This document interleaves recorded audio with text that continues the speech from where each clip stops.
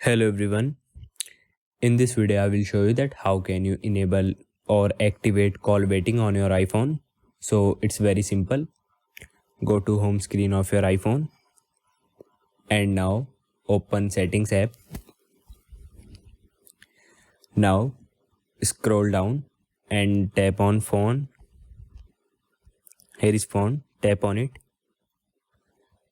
Now in phone setting you will find an option called call waiting. Here is it, tap on it.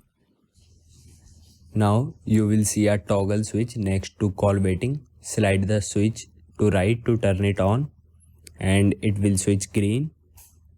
Now you can return to home screen and call waiting is now activated on your iPhone.